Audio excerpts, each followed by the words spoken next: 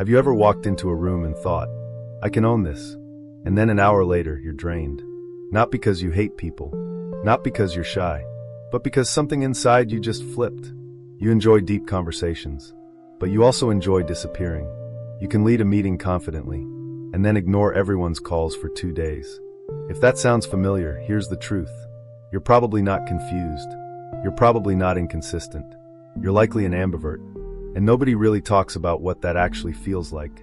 The world loves categories: introvert, extrovert, quiet, outgoing, reserved, social butterfly, clean boxes, easy labels. But what happens when you don't fully belong to either? You're not the person who avoids every gathering, but you're also not the one who thrives at every single one. Sometimes you crave people. Sometimes people feel like noise. Sometimes you need stimulation.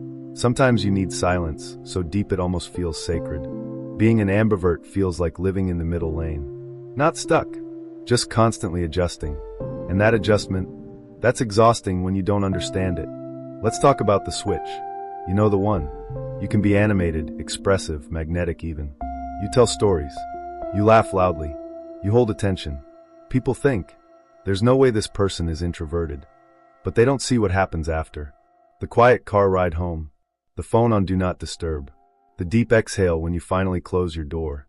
What this really means is, you're not faking either side. Both are real. The social energy? Real. The need to retreat? Also real. And when you don't understand that about yourself, you start questioning your identity. Why am I like this? Why can't I just be one thing consistently? But ambiversion isn't inconsistency. It's responsiveness.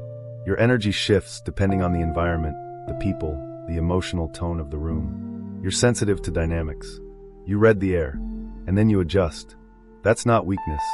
That's awareness. There's another side people don't talk about. Ambiverts can feel lonely in both worlds. Around extroverts, you might feel too quiet. Around introverts, you might feel too much. You can blend in almost anywhere, but sometimes it feels like nowhere fully fits. You're adaptable, but that adaptability can make you feel invisible. People assume you're fine because you function well socially. They assume you're independent because you spend time alone. So your needs get overlooked. You need connection, but you also need recovery. You need depth, but you also need space. And when you don't articulate that clearly, you end up overextending, then withdrawing, then feeling guilty about withdrawing. It becomes a cycle.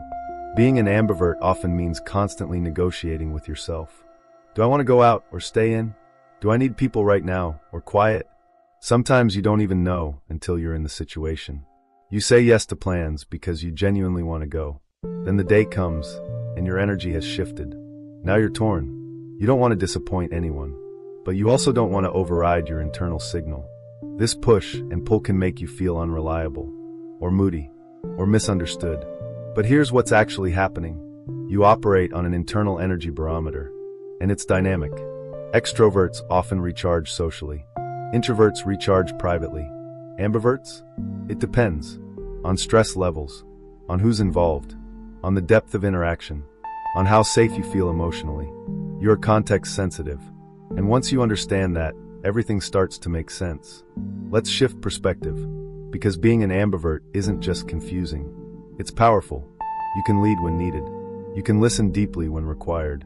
You know how to read a room. You know when to speak. You know when silence carries more weight.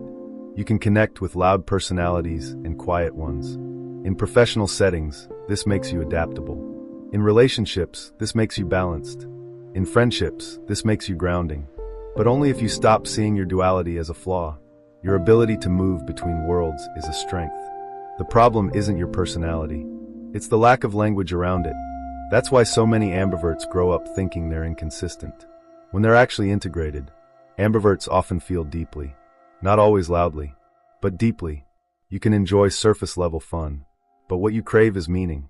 You want conversations that linger, connections that feel intentional. At the same time, you need boundaries. Because when you give too much socially, you crash. When you isolate too long, you feel disconnected. Balance isn't optional for you. It's survival. Learning to say, I'd love to come, but I'll leave early. Or, I need tonight to recharge. That's growth for an ambivert. Not shutting people out. Not forcing yourself to perform. Just honoring your rhythm. The real shift happens when you stop trying to pick a side. You're not half introvert. You're not half extrovert. You're whole. You don't need to prove your quietness. You don't need to exaggerate your sociability.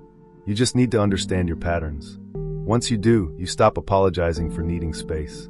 You stop feeling guilty for enjoying attention. You stop explaining yourself to people who only understand extremes. And you start designing your life around your energy, instead of fighting it. If this resonated with you, I created something specifically for you. It's called Ambivert Advantage. It's a free ebook where I break down how to understand your energy patterns, how to stop overextending socially, how to build relationships that respect your dual nature, and how to turn your adaptability into your biggest strength. Because being an ambivert isn't about confusion, it's about range. And when you understand your range, you stop shrinking yourself to fit someone else's definition. You start moving with clarity. If you want it, check the link in the description and download Ambivert Advantage for free. And if this made you feel seen, subscribe. This space is for people who live in the middle. Not too quiet, not too loud, just layered. I'll see you in the next one.